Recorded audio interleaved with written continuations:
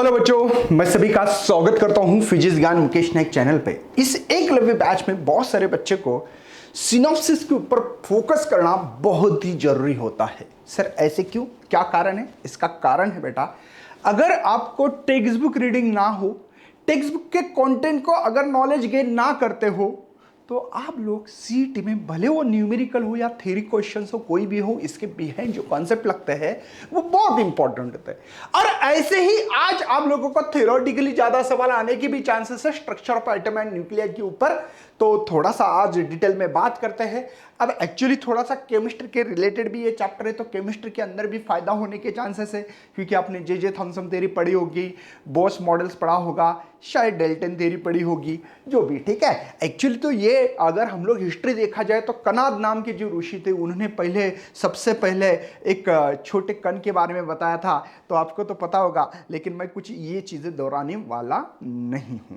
तो चलिए मैं आगे आगे बढ़ता हूं। सबसे पहले यार हम लोगों को यहाँ पे जे थॉम्सन ने क्या बोला था, एक तरबूज है ना, तरबूज जैसा कोई एटम्स, मतलब एक इलेक्ट्रॉन्स है उसके अंदर सीड जैसे, और जो पॉजिटिव है वो जो रेड कलर का जो होता है ना, उसको बोला था। तो ये चीज़ें सिंपल सी, ज़्यादा कुछ नहीं। लेकिन उसके बाद में रुदरफोर्ड आ गए, और रुदरफोर्ड साहब ने क्या बोला हम लोगों को, मैं थोड़ा सा इस चीज़ों को एक्सप्लेन करने की कोशिश करता हूँ। एक्चुअली क्या थे, रुदरफोर्ड नाम के जो साइंटिस्ट थे उनके दो स्टूडेंट थे, एक गिगर और मर्जडन नाम के दो साइंटिस्ट थे, ठीक है। उनको बोला गया कि आप लोगों को एक गोल्ड की फाइल ले लो। गोल्ड की फाइल मतलब गोल्ड की पत्रा होती है ना, ऐसी। अब ये क्यों लेना चाहिए, इसका कारण बताता हूं बेटा। गोल्ड ये जो है सबसे पतला तैयार कर सकते हो, इसकी पत्रा मतलब सबसे पतला थिन, ऐसी मतलब सिंगल एटॉमिक लेयर जैसी उसकी थिकनेस कर सकते, इसलिए गोल्ड की फॉइल ली उन्होंने, ठीक है। उसके ऊपर क्या बोला कि ये गोल्ड की फाइल है आपकी, ठीक है। इस गोल्ड के फॉइल पे आप लोगों को क्या करना बेटा, अल्फा पार्टिकल जो है यहाँ पे अल्फा का एक सोर्स ले लिया ऐसे, और इस सोर्स से अल्फा पार्टिकल के जो भी है इसके अंदर बम्बार्डिंग करना है। तो उन्होंने ले लिए और बम्बार्डिंग करना चालू की। तब क्या हुआ, तो उन्होंने देखा कि इसके अंदर कुछ एटम्स होंगे, ऐसे एटम्स होंगे, सबको पता है ये एटम से बनने वाला है। इसके अंदर से क्या हुआ, कुछ अल्फा पार्टिकल जब आ रहे थे तब सीधा पास हो रहे थे, सीधा, कोई डिफ्लेक्शन नहीं, कुछ नहीं कुछ नहीं कुछ नहीं, ठीक है। उसके बाद में कुछ जो है 1 डिग्री से थोड़े से डिफ्लेक्ट हो रहे थे, ओके, 0.1 बोला है एक्चुअली बुक्स में तो। और कुछ 8000 में से एक 90 डिग्री, 8000 में से एक 90 डिग्री पे ऐसे होता होगा, ऐसे ऐसे आने के बाद, ठीक है। और कुछ फ्यू वेरी स्मॉल, बहुत ही कम, ऐसे जाके वापस आ रहे थे। तो इसका कारण क्या हो सकता है, ये उन्होंने बताया फिर रुदरफोर्ड साहब ने। ये प्रैक्टिकल दोनों भी साइंटिस्ट जो थे, गिगर्स एंड मर्टन नाम के, उन्होंने लेके गए और सर को रिस्पेक्टेड है, सर को बोला उन्होंने कि सर ये ऐसा क्यों हो रहा है। तो उन्होंने बोला कि उसके ऊपर थोड़ा सा मतलब रिसर्च किया गया और देखा गया कि उनका कहना है कि जो एटम्स होता है, ये एटम में सबसे ज्यादा एम्प्टी स्पेस है। क्या है, सबसे ज्यादा एम्प्टी स्पेस है। कुछ डिफ्लेक्ट हो रहे चार्ज के कारण, और कुछ रिबाउंड जो हो रहे हैं, जाके ऐसे वापस आ रहा है। और आपको पता है कि यहां पे जो अल्फा पार्टिकल वो पॉजिटिव चार्ज होता है, हेलियम गीलियम आपने नाम सुना होगा, है ना। तो यहां पे जो जाके वापस आ रहा है, मतलब रिबाउंड हो रहा है, 180 डिग्री बोल सकते हैं। डायरेक्ट जाके जैसे बॉल को मारो वॉल पे वापस आती है, वैसे वापस आ रहा है। मतलब उन्होंने कह दिया कि आपका जो सेंटर पार्ट है, ये सेंटर पार्ट मासिव है और इसका मास 99.9% कॉन्सेंट्रेट हो चुका है सेंटर पे। पूरा मास, इस एटम का पूरा मास है, और इसको नाम दिया गया है न्यूक्लियस। नाम क्या दिया, न्यूक्लियस। आगे बढ़ता हूं। ये जो न्यूक्लियस है बेटा, इसकी साइज इस एटम से 1,00,000 टाइम, कितनी, 1,00,000 टाइम्स, ठीक है ना, इतनी स्मॉल है। मतलब ये रहे 10⁻⁻15 है, तो ये 10⁻10 होगा इसकी साइज। इतनी छोटी साइज है इसकी, किसकी, न्यूक्लियस की। लेकिन सब मास कहां भरा है, न्यूक्लियस में, 99.9। ओके, तो इसीलिए इसके कुछ फ्यू ऐसे अल्फा पार्टिकल यहाँ पे जाके वापस आते थे, क्योंकि ये पूरा EMT पे से। ओके, लेकिन भैया जैसे कुछ प्रैक्टिकल कर रहे हैं हम लोग, देखते हैं कि हम लोग पहले कंप्यूटर हो या आपका फ़ोन हो, पहले तो फ़ोन लैंडलाइन थे, अभी क्या क्या डेवलप हो रहा है आपको भी पता है। वैसे हर चीज़ में नहीं क्या, कुछ अडेप्टेशंस होते रहता, कुछ डेवलपमेंट होते रहता है। ऐसे ही उन्होंने एक कुछ ड्रॉबैक बताया था, क्या कि अगर इलेक्ट्रोमैग्नेटिक, आपको तो पता होगा कि यार यहां पे क्या होता है, कोई भी चार्ज पार्टिकल अगर एक्सेलरेट करता हो, अब ये एक्सेलरेशन गोल घूम रहा है मतलब एक्सेलरेशन हो रहा है, क्योंकि इसकी देखो यहां वेलोसिटी का डायरेक्शन चेंज हो रहा है। इसके वेलोसिटी का डायरेक्शन चेंज होने के कारण ये जो चार्ज है मतलब इलेक्ट्रॉन है, ये इलेक्ट्रॉन जो है बेटा, ये इलेक्ट्रॉन गोल घूम रहा है मतलब एक्सेलरेशन कर रहा है। और एक्सेलरेशन जब कोई चार्ज पार्टिकल करता हो तब सम इलेक्ट्रोमैग्नेटिक रेडिएशन जो है, या कुछ रेडिएशन हो या कुछ एनर्जी हो, वो बाहर इमिट करता होगा। अब सिंपल सी बात है, एनर्जी कम होना मतलब frequency, dual nature of radiation बोल रहा हूं मैं, फ्रीक्वेंसी कम हो रही है। फ्रीक्वेंसी कम मतलब बेटा वेलोसिटी कम होगी, v is equal to n lambda, पता है ना आपको। तो वेलोसिटी कम हो रही है मतलब इसका रेडियस भी कम होता होगा, और ऐसे रेडियस कम होते होते होते होते होते यहां पे ये जो इलेक्ट्रॉन होगा इस एटम के न्यूक्लियस के अंदर जाके मतलब जाके कोलाइड्स होता होगा, और इस एटम कोलैप्स होता होगा, या एटम नहीं रहेगा बेटा, सबको पता है ये थोड़ा सा केमिस्ट में आपको थोड़ा सा पढ़ना पड़ेगा। तो मेरी कहने की बात है कि उनकी कहना है कि एनर्जी जैसे जैसे खत्म होगी वैसे वैसे इसकी वेलोसिटी कम होते होते होते होते होते इसके रेडियस कम होगी, और ये एटम जो कोलैप्स होने वाला है, ऐसा उनका ये डिफिकल्ट या ड्रॉबैक है, ऐसे बोल सकते हैं।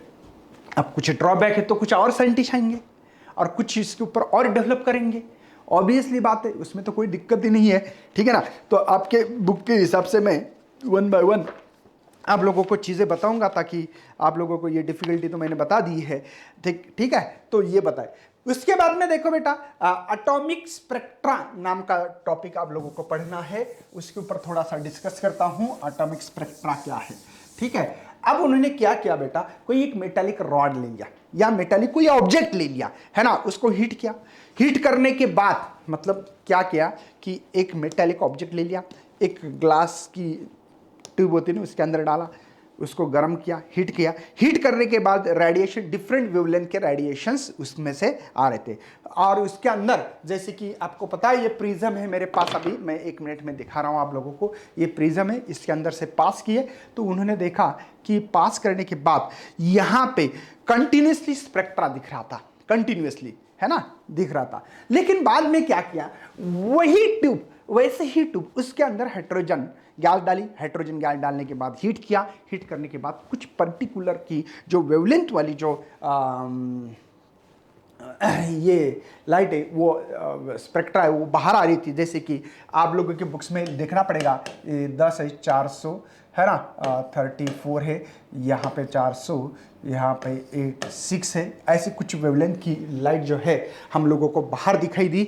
बाद में यहाँ पे 600 लास्ट में देखो 656 ऐसे कुछ तो दी वाली है, तो यही वेवलेंथ बाहर आ रही थी, और अल्ट्रावायलेट रे और विजिबल रे ये आ रही थी। तो आप लोगों को मैं तो बाद में ये पढ़ाने वाला हूँ कि आप लोग एक फार्मूला इस्तेमाल करने वाले हैं कि 1 by lambda is equal to, बाद में करने वाला हूँ 1 बाय एन एफ स्क्वायर है ना, माइनस 1 बाय एन आई स्क्वायर। यहाँ पे एम और एन इस्तेमाल कर सकते हैं, ये इनर ऑर्बिट है या आउटर ऑर्बिट है, ठीक है ना, ये बात समझ में आएगी। वेवलेंथ क्या होती है, R is the constant, Rydberg constant है। यहाँ पे Lyman series, Balmer series, Paschen series, Brackett series, ये सब देने वाला हूँ। आप जैसे जैसे ऊपर जाओगे, ये अभी नहीं समझेगा, मैं जब हाइड्रोजन स्पेक्ट्रम पढ़ाने वाला हूँ तब आपको एक डिटेल में बताने वाला हूँ, ठीक है। तो ये जो है एनर्जी लेवल डायग्राम बन जाती है, तो ये सब चीजें हम लोग डिस्कशन करेंगे। इसके पहले मैं आप लोगों को बोर्स मॉडल की थ्योरी पढ़ाऊंगा ताकि आप लोगों को आगे हेल्प हो सके। तो चलिए आगे बढ़ते हैं।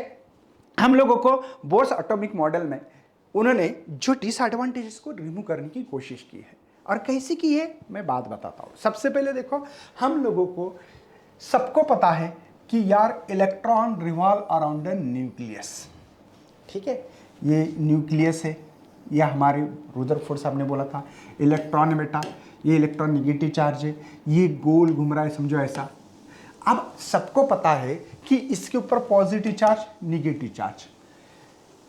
इस फोर्स को इलेक्ट्रोस्टैटिक फोर्स या कूलम्ब्स लॉ बोला था आप लोगों ने। दो चार्ज के बीच का जो फोर्स होता है इलेक्ट्रोस्टैटिक फोर्स है।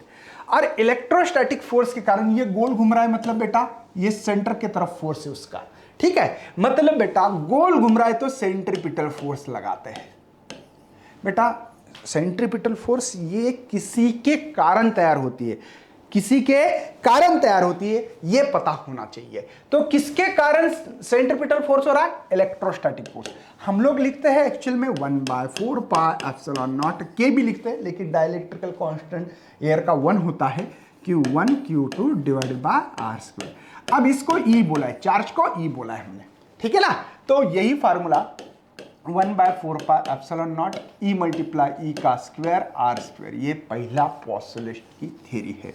Electron revolve around the nucleus in circular orbit to provide the, कौन सा यहाँ पे इलेक्ट्रोस्टैटिक फोर्स है, to provide the centripetal force करेगा। नंबर 1। नंबर 2 बेटा, यहां पे हम लोगों को रेडियस के बारे में बताया गया था। किसके बारे में? रेडियस। रेडियस पता है ना आप लोगों को, है ना। हम लोगों ने क्या बोला था कि वो स्पाइरल पास से अंदर अंदर अंदर अंदर अंदर अंदर ऐसे आता है। एक्चुअल में उनका कहने कि ऐसा तो होता नहीं है, ठीक है। यहाँ पे एक तो सबसे मेन उसका रेडियस कांस्टेंट, एक ऐसा नहीं है कि कहीं भी रहेगा, नहीं, उसका नहीं, क्या इलेक्ट्रॉन रहने का एक ऑर्बिट होता है। एक क्या होता है? ऑर्बिट। और उस ऑर्बिट की जो भी एनर्जी लेवल डायग्राम पढ़ने वाले हम लोग, इसकी एनर्जी फिक्स होती है। तब तो वो इसी यहाँ पे ऐसा नहीं है कि वो यहाँ रहेगा, यहाँ रहेगा, यहाँ डिस्क्रीट नहीं रहता। मतलब वो जो है उसका ऑर्बिट एनर्जी लेवल फिक्स करके लेता है, पहली दूसरी तीसरी, बीच में कहीं नहीं रहेगा, ठीक है ना। ऐसा नहीं है कि सर उसके मन में आ गया तो वो अगर रहना भी चाहता है तो जंप कर सकता है ऐसे, first orbit to second, second to, ये एनर्जी के ऊपर डिपेंड करेगा, तो बात भी पढ़नी है। तो यहां पे उनका देखा कि एंगुलर मोमेंटम, देखो radius of orbit electron only the certain fix value, इसकी जो वैल्यू होगी वो फिक्स होने वाली है। और एंगुलर मोमेंटम जो होगा इलेक्ट्रॉन का, तो ये होने वाला L is equal to h by twice pi, h is the Planck constant और n इज द, ये प्रिंसिपल क्वांटम नंबर कहां जाता है? Principal quantum number. लेकिन L क्या है? अब ये गोल घूम रहा है, गोल घूम रहा है मतलब हम लोग रोटेशनल डायनामिक्स में चले जाएंगे, उसका एंगुलर मोमेंटम बोलते हैं। गोल घूम रहा है तो I into omega, I is the moment of inertia, mr square होता है बेटा, omega is equal to v by r होता है। क्यों? v is equal to r omega. ये सिंपल सिंपल फार्मूले थोड़े से दिमाग में डालना चालू करो बेटा, ठीक है ना। नहीं तो अगर पहला चैप्टर ही ना पता हो तो पल्ले कुछ नहीं पढ़ने वाला है, ठीक है। तो चलो इस इक्वेशन 1 में डाल रहा हूं वैल्यू, देखो L इसका वैल्यू है mr स्क्वायर, I की, ओमेगा की वैल्यू मेरे पास v बाय r, r से r को मरवा दो तो mvr, NH by twice by, ये सेकंड पोस्टुलेट थ्योरी बेटा, ठीक है ना। ये n is the principal quantum number, 1 2 3 4 जो भी वैल्यू डालनी है डाल सकते हो, कोई टेंशन नहीं है, ठीक है। h is the Planck constant और इस कांस्टेंट की वैल्यू होती है बेटा 6.63 10⁻34 जूल सेकंड। जैसे हम लोगों ने हमेशा g की वैल्यू लिखते हैं, है ना, वैसे इसकी वैल्यूज है। एंड देन उनका कहना, इससे क्या हुआ बेटा कि इसकी एक सर्टेन वैल्यू फिक्स होगी। ऐसा नहीं है कि स्पाइरल पाथ से वो नीचे नीचे नीचे आएगा, है ना, तो वो नहीं होने वाला है। अगर इसकी एनर्जी कम होती है तो वो डायरेक्टली जंप करेगा, इस ऑर्बिट में आएगा, है ना, इस ऑर्बिट में जा सकता है। एनर्जी बढ़ गई तो आगे भी जा सकता है, पीछे भी आ सकता है, ग्राउंड स्टेट पे भी आ सकता है। पहले ऑर्बिट को ग्राउंड स्टेट बोलते हैं, बाद में एक्साइटेड स्टेट बोलते हैं। थोड़ा थोड़ा सा कुछ पल्ले पड़ता होगा अगर आपने पढ़ाई की है तो, नहीं तो बेटा चैप्टर पढ़ना सीख लो। देन देखो फर्स्ट, ये सेकंड पॉस्टुलेट है। थर्ड पॉस्टुलेट क्या कहती है? यहां पे आपने जो बुक्स में लगाया है वही लगाओ, मैं लगा रहा हूं यहां पे F minus EI is equal to h nu. मतलब ये क्या है मैं समझा देता बेटा। यहां पे जो इलेक्ट्रॉन, यहां पे जो ट्रांजिशन कर रहा है, electron transition from the one orbit to the another orbit, उसका जो डिफरेंस होगा वो एनर्जी इमिट करता है, ठीक है ना। जैसे कि ये इमिट करने का फॉर्म होता है, एक तो लाइट के फॉर्म में होती है, हीट के फॉर्म होती है ना। जैसे कि इस इलेक्ट्रॉन को अगर एनर्जी खत्म हो गई तो वो क्या बोलेगा, भैया मैं यहां पे आना, तो उसको इतनी एनर्जी कम करके आना पड़ेगा। आपको बता दूं कि यार -13.6 इलेक्ट्रॉन वोल्ट ग्राउंड स्टेट है, -4.5 इलेक्ट्रॉन वोल्ट, ऐसे कुछ तो है, ठीक है ना। तो अगर ये हाइयर है बेटा, माइनस ये छोटा नंबर होता है ना, मतलब भले दिख रहा है बड़ा 13.6 लेकिन छोटा है, ये बड़ा। अगर उसको इसमें आना है तो यहां पे 13.6 इलेक्ट्रॉन वोल्ट एनर्जी रही तो ही आ सकता है। अगर ज्यादा रही तो मतलब एक तो यहां रहेगा या यहां, ये फिक्स होता है। तो ये इलेक्ट्रॉन जो हायर ऑर्बिटल और यहां पे आता है और some energy is equal to the, ये डिफरेंस के इक्वल होती है। ये इनर ऑर्बिट आउटर ऑर्बिट ये पता होना चाहिए, higher to lower lower to higher. आपको जो इस्तेमाल करना है सिंबॉलिकली रिप्रेजेंटेशन है, दूसरा कुछ नहीं कर सकते हो, ठीक है। हम लोग थोड़ा सा यहाँ पे मैं एक नोट्स में से थोड़ा सा आप लोगों को बताऊंगा ताकि थोड़ा सा कुछ बच्चे को ये पता नहीं है कि रेडियस ऑफ बोर्स ऑर्बिट कैसे निकालते, क्या निकालते। मैं थोड़ा सा आप लोगों को निकालने की कोशिश कर रहा हूं, लेकिन एक ध्यान रखो बेटा, ये आपको निकालने की जरूरत नहीं है। अगर आप लोग फार्मूला याद करते हो तो बहुत बढ़िया हो जाएगा, बहुत बढ़िया। आप लोगों को ये पहले याद होना चाहिए, दोनों इक्वेशंस अच्छी तरह से याद होना चाहिए, क्योंकि प्रॉब्लम ये होता है बेटा, बहुत सारे बच्चों को पॉसिबिलिटी पता ही नहीं है, तो इसलिए आप सॉल्व नहीं करोगे। आप देखो यार, आपके पास इक्वेशंस है, ओके। फर्स्ट इक्वेशन, ये सेकंड इक्वेशन है, देखो इसको फर्स्ट इक्वेशन बोलो, इसको सेकंड इक्वेशन बोलो, ठीक है। चलिए v स्क्वायर निकालने की कोशिश कर रहा हूं, ये आर मर गया बेटा, समझ में आ गया। बचा क्या, v square is equal to e square divided by 4 pi epsilon naught, है ना। ये यम आर, एक आर मर गया बेटा, देखो यहां से, ठीक है। यहां भी v की वैल्यू निकाल के पुटअप कर सकता हूं, हाँ देखो यहां पे v, यही इक्वेशन को v निकाल रहा हूं, तो n h divide by twice pi m r. कोई शक है बेटा?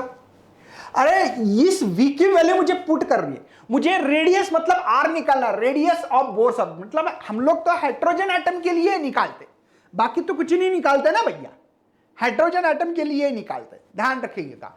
चलिए तो मैं यहां पे इक्वेशंस 3 में पुट अप कर रहा हूं v की वैल्यू। चलो इसकी v की वैल्यू पुट कर रहा हूं, देखो इसका स्क्वायर इसलिए n स्क्वायर एस स्क्वायर 2 का square 4 pi square m square r square, सबका स्क्वायर क्यों किया, v का स्क्वायर। यहां पे e square divided by 4 pi epsilon naught m r. Okay बेटा, आप सिंपल सी बात, जो मर सकते मरवा दो। 4 से 4 मर गया, 1 पाई से 1 पाई मर गया, एक यम से एक यम मर गया, एक आर से एक आर मर गया। कोई शक है मेरे भाई? कोई शक है? इस एप्सिलॉन को क्रॉस मल्टीप्लिकेशन में इधर लेके आ रहा हूं, देखो ये एप्सिलॉन नॉट, ये बाकी एन स्क्वायर या स्क्वायर एज इट इज रख रहा हूं। ध्यान दीजिए बेटा, इस आर को यहां लेके आ रहा हूं क्योंकि मुझे आर निकालना है, ठीक है। तो बचा के यहां पे पाई यम, है ना, आर तो इधर लेके ई बचा है बस। तो इसको यंत बोर्स ऑर्बिट, मतलब कोई भी ऑर्बिट की रेडियस हो सकती है, ऐसे लिख सकता हूं epsilon square h square divided by pi m e square, bracket कर रहा हूं जानबूझकर, समझ में आएगा क्यों कर रहा हूं, ये एन स्क्वायर। तो इसका मतलब ये है भाई साहब, radius of Bohr's orbit directly proportional बोल सकते हो एन स्क्वायर, मतलब प्रिंसिपल क्वांटम नंबर, समझ में आ रहा है। और ये directly proportional principal quantum number, कोई शक नहीं। और दूसरी बात, ये ब्रैकेट में क्यों लिखा है, ये सब कांस्टेंट है। अगर जिनको पता नहीं है तो सुन लीजिएगा, ठीक है। एप्सिलॉन नॉट की वैल्यू शायद आपने लिखी होगी 8.85 10 - 12 कूलम स्क्वायर पर न्यूटन मीटर स्क्वायर। एच की वैल्यू जो है बेटा 6.63 10 - 34 जूल सेकंड। नेक्स्ट बेटा पाई की वैल्यू सबको पता है 3.14 है। मास ऑफ द इलेक्ट्रॉन की वैल्यू, यार ये वैल्यू याद होनी चाहिए, -30.1 kg है। और चार्ज जो है 1.6 × 10 - 19 कूलम। यार ये वैल्यूज कांस्टेंट है, ये वैल्यूज आप लोग निकाल सकते हो मेरे ख्याल से। तो और एक रिलेशन बन सकता है बेटा, ये सब जो है ना बेटा, अगर n की वैल्यू 1 रखे तो आप लोग आर एन, एक शॉर्टकट फार्मूला बोलूंगा R1 × n स्क्वायर। अब R1 की वैल्यू अगर आप लोगों ने ये वैल्यू सब रख के पुटअप करोगे तो 0.53 एंगस्ट्रॉम यूनिट ये वैल्यू मिल जाती है। आप लोग कैलकुलेशंस करवा सकते हो मेरे ख्याल से। तो आप लोगों को सबसे मेन एक वैल्यू याद होनी चाहिए, radius of Bohr's orbit epsilon naught h square n square divide by pi m e square. याद बिल्कुल बेटा, अभी से 10 बार नहीं 100 बार बोलो यार। बच्चे क्या करते थे अक्सर एक्झाम्पल सॉल्व करते, सर मला जमत नाही भावा, 2 लाता घालायला पाहिजे तुझ्या कंबरड्यात आणि सरळ सांगावं लागेल की भावा अभ्यास कर रे बाबा, मी शिकवतो रे, लय जीव तोडून शिकवतो आणि तुम्हाला काय सांगा, बट क्या करें यार, मर्जी तो आपकी होती है ना बोलना सर, तो इसलिए हम लोगों को ज़्यादा मजबूर मत करना सर, है ना। इसी के हिसाब से अगर देखा जाए बेटा तो आप लोगों को यहां पे ये होगा रेडियस ऑफ। अब वेलोसिटी का रिलेशन दिखा रहा हूं, नोट डाउन करिए, नोट डाउन करिएगा। मैं यहां पे इसको कट कर रहा हूं सर, नोट द्या। अरे मैं नोट्स काढणं स्वतःच्या हातामध्ये, हां सगळं आयतं पाहिजे, सगळं टोटल। चलिए यार, इसी इक्वेशंस को उठा रहा हूं मैं, इसी इक्वेशंस को देखो बेटा, यहां पे एम वी स्क्वायर है, आपने आर आर मरवा दिया, बचा क्या देखो, ई स्क्वायर बचा है, यहां पे 4 पाई एप्सिलॉन नॉट आर बचा है। कोई शक है यार, कोई शक है? मेरी बात समझ में आ रही है आप लोगों को सभी को, है ना। हाँ, एक आर बचा था, एम वी स्क्वायर, ये जो इक्वेशंस है यहाँ पे मेरे पास क्या बचा है आप लोगों को पता होना चाहिए। सिंपल क्वेश्चन बता रहा हूँ, ज़्यादा हार्ड सवाल नहीं, कुछ नहीं कुछ नहीं कुछ नहीं कुछ नहीं कुछ नहीं। क्या मेरी बात समझ में आ रही है आप लोगों को? अच्छा, काइनेटिक एनर्जी निकालने के लिए मुझे वेलोसिटी निकालनी बेटा, है ना, तो इस यम को भी इधर ला सकता हूँ क्या, है ना, बताओ। नहीं तो इसको एम वी स्क्वायर, ये जो आर है ना, इस आर को हाँ ला लिया मैंने, ठीक है, ओके, इस आर को इधर ला लिया। दूसरे इक्वेशन में एम वी स्क्वायर है, मैं इसको डिवाइड कर रहा हूं, देखो यहां पे एम वी आर और divided by n, divide by n h upon twice by, देखो m m cancel, r r cancel, एक वी से वी कैंसिल, तो v is equal to e square 4 pi epsilon naught, इसको twice pi करते n H करते। कोई शक है बेटा? पाई से पाई को मरवा दो, ये 2 जा तो हो गया बेटा खत्म किस्सा। v is equal to e square divided by twice epsilon h, जानबूझकर n बाहर क्यों निकाल रहा हूं, समझ में आ रहा होगा।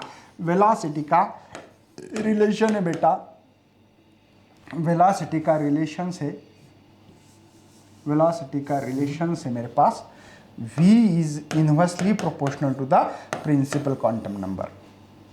क्या यार, अब जो चीजें मैंने दी है आप लोगों को, अगर वेलोसिटी का इक्वेशंस याद हो और आर का, इससे बहुत सारी वैल्यू निकाले। आप बोलेंगे सर आप तो बुक के बाहर पढ़ाते हो क्या? नहीं बेटा, ये प्रेजेंस ऑफ माइंड का खेल है। आपको सीईटी में इसके ऊपर सवाल आते हैं। जो बच्चा टिकेगा, जो खेलेगा, वही बच्चा टिकेगा बेटा, जो रात दिन मेहनत करेगा यार।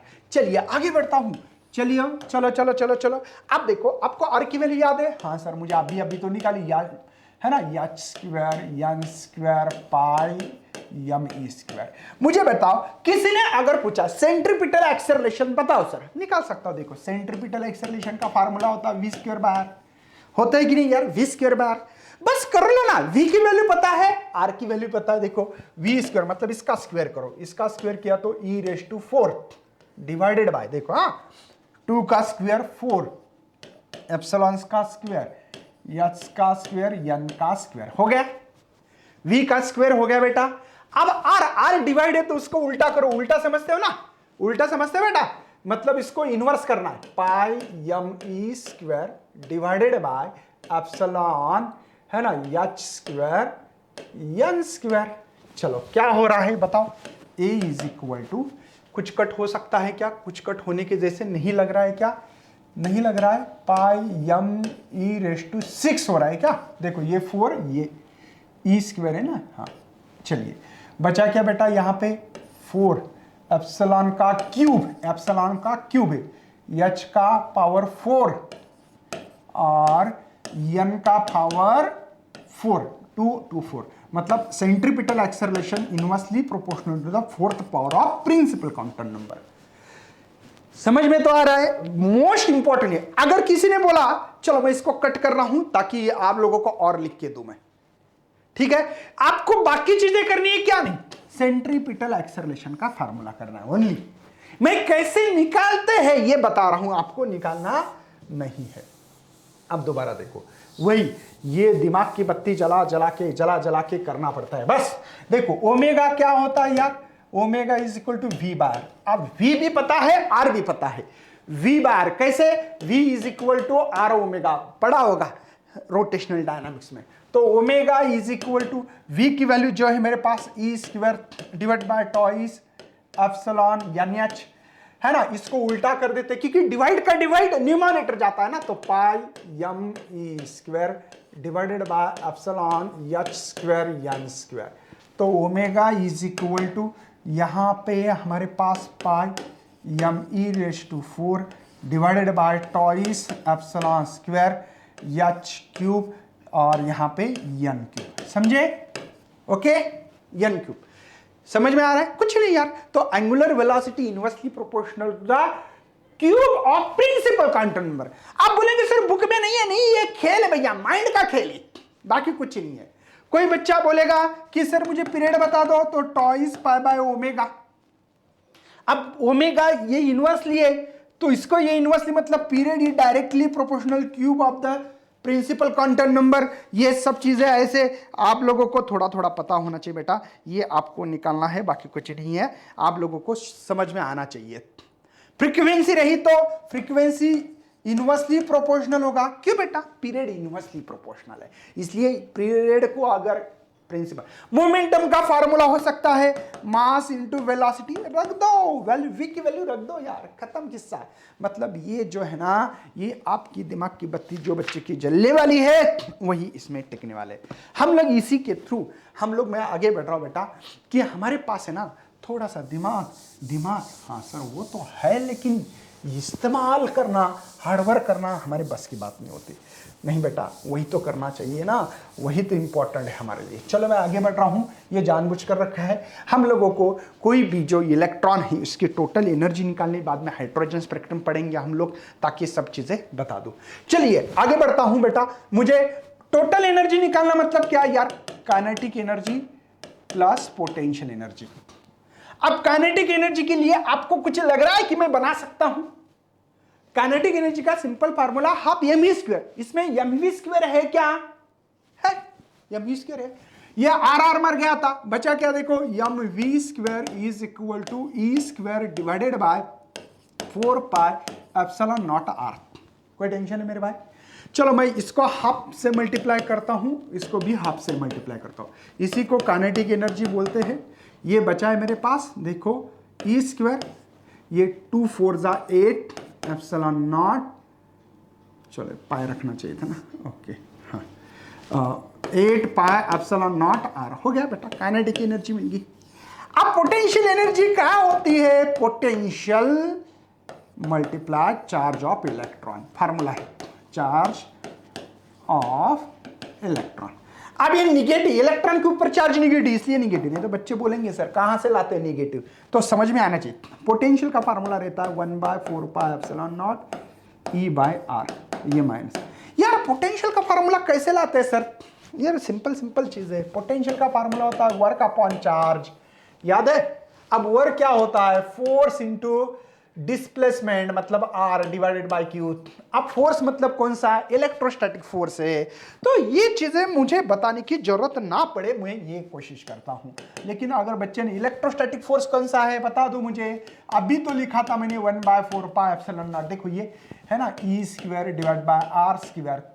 यहां पे ये इधर आर और ये क्यू है, क्यू मतलब ई है सर, क्यू मतलब ई है। आर से आर मर गया, ये क्यू से क्यू मर गया, तो बचा क्या है? देखो पोटेंशियल का फार्मूला 1/4 पाई एप्सिलॉन नॉट ई बार। ये सिंपल फार्मूले जो है ना, ये आपके दिमाग में होना चाहिए, क्योंकि आप लोग सीईटी पढ़ रहे हैं। बच्चे बोलते हैं सर याद नहीं रहते। भैया आप लोग सही में रिवीजन कर रहे हो क्या? एक पेजेस बनाओ, उसको हमेशा पढ़ते जाओ, हो जाएगा ना। नहीं तो क्या है, बच्चे को लगता है कि मैंने 1 2 3 बार पढ़ लिया, बस मैं भगवान हूं, छुमत्तर बोलेंगे मुकेश सर और हम लोगों को बिल्कुल हम लोग मजे से कर पाएंगे। ऐसा नहीं होता है मेरे भाई, उसके लिए बहुत पढ़ाई करना पड़ती है। समझ में आ रहा है ये पोटेंशियल एनर्जी का फार्मूला कैसे निकाला मैंने? ठीक है, तो potential energy is equal to यहाँ पे 1/4 पाई एप्सिलॉन नॉट है ना, ई स्क्वायर ये माइनस डिवाइडेड बाय आर। कोई टेंशन है? चलो टोटल एनर्जी निकाल लो। Total energy is equal to, यहाँ पे kinetic energy plus potential, kinetic है मेरे पास e square divide by 8 pi epsilon naught r, ये प्लस है लेकिन माइनस क्यों कर रहा हूं बेटा, क्योंकि इसके ऊपर माइनस चार्ज है। तो e square divided by 4 pi epsilon naught r, तो टोटल एनर्जी को ई लिखते हैं हम लोग, ठीक है। तो ई स्क्वायर यहाँ पे 4 pi epsilon naught r common, यहाँ पे रहेगा 1/2, पता है ना, 2 4 जा 8 और ये -1, तो माइनस आएगा क्या, E इज इक्वल टू यहाँ पे minus e square 4 pi epsilon naught r, और ये हाफ है ना बेटा, माइनस हाफ है ना, माइनस क्यों, अरे हाफ में से 1 जाएगा क्या, नहीं 1 में से हाफ गया तो माइनस हाफ, तो यहाँ पे 8 आएगा। कैसे यार, ये 4 है और ये माइनस हाफ है ना, ये तो 4 पता है ना, ये 8 हो गया।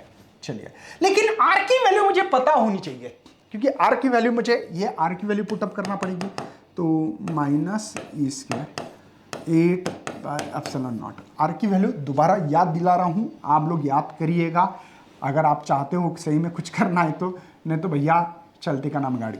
चलो, तो R है बेटा epsilon naught h square n square pi m e square. चलिए, तो E is equal to e square 8 pi epsilon naught, अरे यहीं पे रख सकते थे, उल्टा करो बेटा, क्यों, कि ये 1/r है, तो चलिए pi m e square 8 epsilon square h square n square.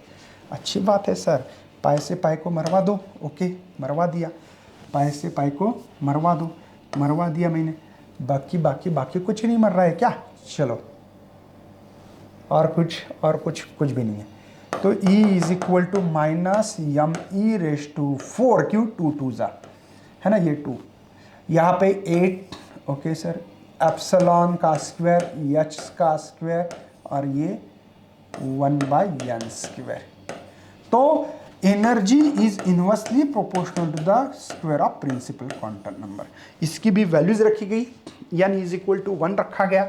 चलो इसको मैं कट कर रहा हूँ, ठीक है, हाँ इसको मैं कट कर रहा हूँ बेटा, अभी थोड़ा सा याद रखिएगा कि यहाँ पे सबकी वैल्यू मैंने अभी कांस्टेंट वैल्यूज लिख के दी थी, आपको पता है कि E इज इक्वल टू, आप लोगों को पता था कि n इज इक्वल टू 1 रखने के बाद -13.6 इलेक्ट्रॉन वोल्ट, ये फर्स्ट ऑर्बिट की एनर्जी मिली है उनको, फर्स्ट एनर्जी लेवल डायल है ना, ओके मिली ये वैल्यू, या इसको शॉर्टकट हो सकता है En is equal to E1/n square, एक शॉर्टकट कोई भी निकाल सकते हैं। आपको E1 की तो वैल्यू पता है सबको, है ना, इसी से 2 की वैल्यू निकाल ली उन्होंने, -13.6, n इज इक्वल टू 2 लिख रहा हूं तो 4 हो रहा है, तो E2 इज इक्वल टू क्या होगा, -3.4 इलेक्ट्रॉन वोल्ट। भैया डिवीजन तो आता है ना, E3 की वैल्यू -1.51 इलेक्ट्रॉन वोल्ट, E4 की वैल्यू -0.85 इलेक्ट्रॉन वोल्ट, E5 की वैल्यू क्या होगी, देख लेना 4 जो भी होगी देख लेना आप लोग, ठीक है। तो मुझे इतना ही बताना है भैया कि आप लोगों को ये निकालते आना चाहिए। कुछ रिलेशंस होते हैं, उस रिलेशन के ऊपर मैं बात करने वाला हूँ और आगे बढ़ने वाला हूँ, ठीक है। आप लोग नोट डाउन करो ये सब चीज़ें, बैक जाके सब वैल्यूज, क्योंकि आप लोगों को ये है चैप्टर बेटा, लेकिन इसमें थोड़ा सा एक है कि प्रेजेंस ऑफ माइंड का खेल है। बच्चे बोलते हैं सर मैं तो पढ़ रहा हूँ समझ में नहीं आ रहा, बेटा तो प्रेजेंस ऑफ माइंड भी इस्तेमाल कर रहा हूँ क्या, है ना। पोटेंशियल एनर्जी का रिलेशन होता है -2 काइनेटिक एनर्जी के साथ, मैं ये रिलेशन भी लिख के देने वाला हूँ एंड में, ठीक है। थोड़ा सा हाइड्रोजन स्पेक्ट्रम के बारे में हम लोग पढ़ते हैं ताकि आप लोगों को कुछ भगवान उठा ले रे बाबा चले, तो आप लोगों को हाइड्रोजन स्पेक्ट्रम पढ़ना है, तो यहाँ पे ध्यान दीजिएगा, ये ग्राउंड है, यहाँ पे आप थोड़ा सा अंतर कम करना, थोड़ा सा, मतलब इसके अंदर का गैप, इसका अंदर का गैप छोटा होता है, थोड़ा सा और छोटा होना चाहिए, और छोटा होना चाहिए, और छोटा होना चाहिए, और छोटा होना चाहिए, और छोटा होना चाहिए, और छोटा होना चाहिए, ऐसे करते करते अगर आप गए ऊपर तो और छोटा छोटा बोलते बोलते बोलते बोलते बोलते बोलते बोलते आप लोगों को इतना नज़दीक आना पड़ेगा, इतना नज़दीक आना पड़ेगा कि एक दूसरे के ऊपर ओवरलैप लगे। ठीक है, अब मैं इतना तो अच्छी तरह से डायग्राम नहीं निकाल पा रहा हूं, लेकिन बोल रहा हूं। ठीक है, ये पहले है n is equal to 1, n is equal to 2, n is equal to 3, n is equal to 4, n is equal to 5। ठीक है, डैश करके n is equal to infinity. जब इन्फिनिटी पे जाओगे तब हम लोगों को यहां काम कर सकते हैं कि e इन्फिनिटी मिलेगा, आपको 0 मिलेगा, सॉरी n इन्फिनिटी पे गए तो। ठीक है, इसकी -13.6 इलेक्ट्रॉन वोल्ट है, -3.4 इलेक्ट्रॉन वोल्ट है, यहाँ पे -1.51 इलेक्ट्रॉन वोल्ट है, यहाँ पे 0.85 इलेक्ट्रॉन वोल्ट है, यहाँ पे 0 देख लेना। ठीक है, मैं यहाँ पे अभी कैलकुलेट करते करते कितना कैलकुलेशन करूँगा। ठीक है ना, ओके, तो ये आपको समझ में आना चाहिए। तो यार आप लोगों को ये जो एक एनर्जी का जो भी हायर ऑर्बिट, इनर ऑर्बिट, ये इसका एक फार्मूला बाकी वो लिख के देने वाला हूँ बेटा। जब इलेक्ट्रॉन यहाँ से मतलब सेकंड से फर्स्ट, थर्ड से फर्स्ट, फोर्थ से फर्स्ट, फिफ्थ से फर्स्ट, ऐसे करते करते करता होगा तो ये लेमन सीरीज बोलते हैं। ठीक है, लेमन सीरीज। यहाँ पे थर्ड से सेकंड, फोर्थ से सेकंड, फिफ्थ से सेकंड, सिक्स से second, Balmer series, Balmer series. यहाँ से ये, यहाँ से ये, यहाँ से ये, यहाँ से, है ना, Lyman series, Balmer, Paschen series, Paschen series. ठीक है, यहाँ से ये, यहाँ से ये, यहाँ से ब्रैकेट सीरीज, ब्रैकेट सीरीज, यहाँ से ये, यहाँ से ये, यहाँ से, है ना, Lyman series, Balmer series, Paschen, bracket, Pfund series है, ये पी फंड सीरीज है। तो ये समझ में आना चाहिए। थोड़ा सा यहाँ पे और भी पढ़ना है आप लोगों को कि ये कब कौन सा करता है, क्या करता है, मतलब ज़रा सा ऐसे बोलना पड़ेगा। लेमन सीरीज के अंदर ये अल्ट्रा वायलेट रीजन है ना। तो थोड़ा सा आप लोगों के बुक्स में जो ये विजिबल रीजन है, अल्ट्रा वायलेट रीजन है, इंफ्रारेड रीजन है, तो ये थोड़ा सा आप लोगों को टेक्स्ट बुक में दिया है, वो चीज़ें थोड़ी सी रिवाइज करना पड़ेगी, क्योंकि बेटा ये मैं एक सिनॉप्सिस जैसे चीज़ें दे रहा हूँ, तो आपके बुक्स पे ध्यान होना चाहिए। हम लोगों को यार एनर्जी का तो फार्मूला तो पता है, एनर्जी का तो फार्मूला पता है। ठीक है, उसके हिसाब से एनर्जी की ठीक है, मैंने तो लेडीज ब्यूटी पार्लर बेगमपुरा ऐसा नाम भी दिया था, याद होगा। Lyman series, Balmer series, Paschen series, bracket, ladies beauty parlour Begampura. ठीक है, थोड़ा सा वो चीज़ें आप लोगों को याद रखनी है। आगे बढ़ रहा हूँ यार, सिंपल सिंपल चीज़ों पे आगे बढ़ने वाला हूँ मैं। हम लोगों को एक जो वेवलेंथ निकाल या वेव नंबर निकालने वाले हैं हम लोग, उसकी बात करता हूँ। तो सबसे पहले एनर्जी का फार्मूला EI, मतलब ये जो इनर ऑर्बिट और आउटर ऑर्बिट के लिए फार्मूला है मेरे पास, -me⁴ 8 एप्सिलॉन स्क्वायर या स्क्वायर एन स्क्वायर, यही फार्मूला है ना, me⁴ 8 एप्सिलॉन स्क्वायर या स्क्वायर एन स्क्वायर। ठीक है बेटा, ये आए तो आए। इनर, ये आउटर ऑर्बिट के लिए, ठीक है ना, ओके। एफ ये इनर ऑर्बिट के लिए, एफ मतलब, नहीं तो आपको लगेगा इनर, ये फाइनल ऐसा नहीं है। -me⁴ 8 एप्सिलॉन स्क्वायर या स्क्वायर एन एफ स्क्वायर। और दूसरी बात आपको पता होगा कि H nu is equal to EI minus EF, ये आउटर ये इनर है। तो एच न्यू hc/λ पता है ना आपको। अरे न्यू क्या होता है, c/λ। Relation between wave velocity हमने साउंड में n लैम्बडा पढ़ा था, इसी को c is equal to nu lambda. तो nu is equal to c/λ, है ना, c/λ। तो ये सिंपल सिंपल फार्मूले भी याद होना चाहिए। मुझे क्या लगता है, हम इसको कॉमन निकालते हैं। me⁴ 8 epsilon square h square. और एक काम करता हूं बेटा, ध्यान से देखिएगा, ध्यान से देखिएगा, मुझे बताओ ये माइनस प्लस होगा, तो इसीलिए इसको मैं प्लस के हिसाब से NF स्क्वायर यहाँ लिख सकता हूँ। मेरी बात समझ में आ रही बेटा, ये माइनस है ना, ये भी माइनस है, तो माइनस माइनस प्लस है, तो इसको पहले लिख दिया। ये माइनस साइन यहाँ पे आना चाहिए, तो क्या करना पड़ेगा, 1/NI²। बेटा ये इनर ऑर्बिट का प्रिंसिपल क्वांटम नंबर या आउटर ऑर्बिट का है, ये एक जनरल फार्मूला। बाद में मुझे 1/λ निकालना था, तो यम ई रेज टू 4 8 एप्सिलॉन का स्क्वायर, ये एच इधर आएगा तो एच क्यूब, ये सी है, ठीक है। तो 1/n/f स्क्वायर 1/n/i² लिख सकते हैं, या इसी को 1/λ is equal to R universal, sorry जैसे ये रेडबर्ग कांस्टेंट है, हम लोग जैसे यूनिवर्सल गैस कांस्टेंट निकालते थे वैसे ही ये कांस्टेंट है 1/n/f स्क्वायर 1/n/i²। इसी से जैसे कि हमने लेमन सीरीज ली तो n/f लोगे 1 और उसका आउटर ऑर्बिट 2 लोगे, 2 3 4 5, समझे क्या? समझ में आ रहा है ना? मतलब यहाँ पे लेमन सीरीज रहा है ना सेकंड ऑर्बिट से, तो 1 का स्क्वायर पहला है ना, पहले ही कर रहा है एक्साइटेड, पहले एक्साइटेड 2 का स्क्वायर, ऐसे लिख सकते हैं, है ना। पी पॉइंट सीरीज बोले तो 5 नंबर NF 5 आएगा और NI 6 7 8 9 ऐसे आने वाला है। तो ये आपको सिंपल थे क्वेश्चंस के आंसर पता होना चाहिए, बाकी दूसरा कुछ नहीं है बेटा। उसके बाद में बोस एरिया में भी कुछ हम लोगों को डिफिकल्टी दिखाएगी, और वो थी कि वो हाइड्रोजन स्पेक्ट्रम का ही ओनली हम लोग ऑब्जर्वेशन कर पा रहे थे, बाकी के नहीं कर पा रहे थे, ठीक है ना। उसके बाद में इंटेंसिटी के बारे में भी हम लोगों को लाइन जो है वो अलग अलग दिख रही थी, थोड़ा सा इसमें एक प्रॉब्लम है, आपको टेक्स्ट बुक में पढ़ना पड़ेगा, ठीक है। मेरे ख्याल से ये पूरा जो चीज़ें बाकी के डिलीटेड पोर्शन है वो करने की ज़रूरत नहीं है, ठीक है। मैं डायरेक्टली अभी कुछ रेडिएक्टिविटी जो है ना उसके अंदर लॉज ऑफ रेडिएक्टिविटी, इसके अंदर भी बहुत सारा सिलेबस डिलीटेड है, तो इसलिए उसका भी टेंशन लेने की ज़रूरत नहीं है। मैं थोड़ा सा आप लोगों को कुछ चीज़ें दोहराना चाहता हूं जो कि शॉर्टकट है।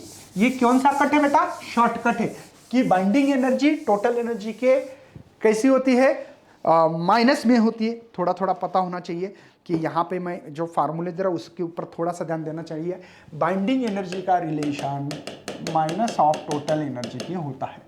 काइनेटिक एनर्जी और बाइंडिंग एनर्जी इक्वल होती है। ये सिंपल फार्मूले फंडे बेटा, बाकी कुछ नहीं। काइनेटिक एनर्जी इसका मतलब माइनस ऑफ टोटल एनर्जी। अब इससे ही समझ में आ रहा है ना, देखो binding energy minus total energy. अब kinetic energy binding energy same है, मतलब बाइंडिंग एनर्जी की जगह पे माइनस टोटल एनर्जी भी रख सकते हैं ना। मतलब भैया फार्मूले एक दूसरे से रिलेटेड होते हैं, फार्मूले एक दूसरे से रिलेटेड होते हैं। अब पोटेंशियल एनर्जी का रिलेशन है माइनस ऑफ बाइंडिंग एनर्जी, ऐसे लिख सकते हैं।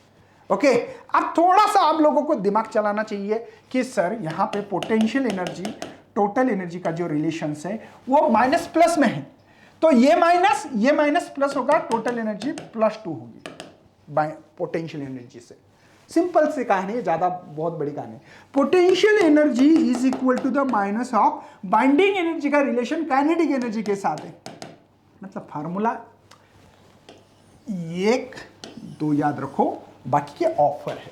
रिलेशंस कैसे बनाते हैं ये इस कहानी में बताया गया, बाकी कुछ नहीं बेटा। बाकी सिंपल है, ज़्यादा यहाँ पे आप लोगों को टेंशन लेने के।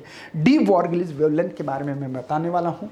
यहाँ पे हम लोगों को बेटा जैसे कि मेरा 4th ऑर्बिट का मैंने एग्जाम्पल लिया, तो यहाँ पे 4 आना चाहिए, 1 उतनी है अरे क्या, 1 ये 2 3 बराबर आ गए, 4 आनी चाहिए बेटा। 4 मतलब ये जो है ना ऐसे 2 लूप के 4 चीजें आना चाहिए, 4th में 4 चीजें है ये, ठीक है ना। मतलब 4 वेव फॉर्म है। तो यहाँ पे मुझे बताओ सरकमफ्रेंस ऑफ सर्कल के हिसाब से अगर हम लोग थोड़ा सा निकालते हैं तो आपको तो पता होगा कि twice pi r is equal to n lambda, तो lambda is equal to twice pi r into n, है ना। तो हम लोगों को lambda is equal to h/p होता है। p क्या है? मोमेंटम है बेटा वेवलेंथ में, तो mv होता है, पता होगा शायद आप लोगों को। सिंपल चीजें है। तो p is equal to h/λ। अब p is equal to h/λ, lambda बेटा twice pi r into n, सही है ना? यस, हाँ। तो हम लोगों को एंगुलर मोमेंटम निकालना है, तो मोमेंटम ऑफ मोमेंटम मतलब p इंटू आर होता है। तो एंगुलर मोमेंटम यहाँ पे n h twice pi r, ये r मरेगा, तो l is equal to NH by twice pi होने वाला है। तो ये सेकंड पॉसिबिलिटी है, ये है वो है, थोड़ा सा देख लेना। वैसे वेवलेंथ भी हम लोग यहाँ पे निकाल सकते हैं, lambda is equal to h upon twice MeV electron volt है ना। और इसका कुछ कैलकुलेशंस किया गया तो यहाँ पे 12.27 रूट ऑफ V निकाल सकते हैं, या एंगस्ट्रॉम यूनिट में, कभी नैनोमीटर में भी लिख सकते हो, 1.2 ऐसे भी लिख सकते हो। ठीक है, हम लोगों को थोड़ा सा रेडिएक्टिविटी डीके क्या होता है बेटा, स्पॉन्टेनियसली जो इमिशंस करते हैं जैसे अल्फा बीटा गामा पार्टिकल, जैसे यूरेनियम का एग्जांपल आपकी बुक्स में होगा, है ना। तो यूरेनियम क्या करता है, स्पॉन्टेनियसली इमिशन करता है। वो कब करेगा, नो गारंटी, कब इमिशन होगा पता नहीं। ठीक है, तो वो जो रेडिएक्टिविटी जो डीके है उसके हिसाब से हम लोगों के पास जो रेडिएक्टिविटी डीके का जो फार्मूला है वो लिख के देता हूं मैं, और इस चैप्टर को, क्योंकि बेटा उसमें से हाफ लाइफ है बस हम लोगों को, और एवरेज निकालते हैं, बाकी सिलेबस डिलीटेड है थोड़ा सा, इसलिए फार्मूला याद करो। मुझे लगता है क्योंकि बाकी का सिलेबस ना होने के कारण शायद बच्चों को कन्फ्यूजन होने के चांसेस हो सकते हैं। ठीक है ना, तो यहाँ पे -dN/dt, देखो बुक्स में अलग अलग भी होता है, लैम्बडा इंटू एन टी, ये जो हमारे पास फार्मूला है, या n = n0 exponential minus lambda T, ये भी लिख सकते हो। इसका मतलब क्या बेटा, ये ओरिजिनल पेरेंट्स है, ठीक है, और ये टी टाइम पे कितना डीके हो रहा है, टी टाइम पे कितना डीके हो रहा है, इसके लिए फार्मूला है। हाफ लाइफ पीरियड में हम लोग लिख सकते हैं टी हाफ लाइफ, यहाँ पे 0.693 है क्या, डिवाइडेड बाय लैम्बडा, ये इसका एक फार्मूला है। ठीक है, आपके बुक्स में जो फार्मूला दिए है हाफ लाइफ पीरियड का फार्मूला, बस लैम्बडा दिया तो हाफ लाइफ पीरियड आप लोग निकाल सकते हो। ठीक है, मीन लाइफ जो है बेटा, मीन लाइफ होती है टाउ = 1/λ। ठीक है, अगर ये लैम्बडा इधर रखो, इसकी वैल्यू भी यहाँ पे रख सकते हो। तो ये सिंपल फार्मूलेस थे। आपके बुक्स में और भी कुछ चीज़ें तो पढ़ना पड़ेगी आपको, टेक्स्ट बुक ज़्यादा से ज़्यादा रीड करो बेटा। मैं आप लोगों को कन्वे कर रहा हूँ कि बुक्स पढ़ो, ज़्यादा से ज़्यादा नॉलेज लो इसमें से। ठीक है, जितना हो सके उतना मैं कन्वे करते रहूँगा। बाकी के MCQs तो युवराज सर ले रहे हैं, और भी एक सर लेने वाले हैं, तो आप अपनी तैयारी करते रहो। चलो bye and thanks for watching this video and best luck for your study and your future plan.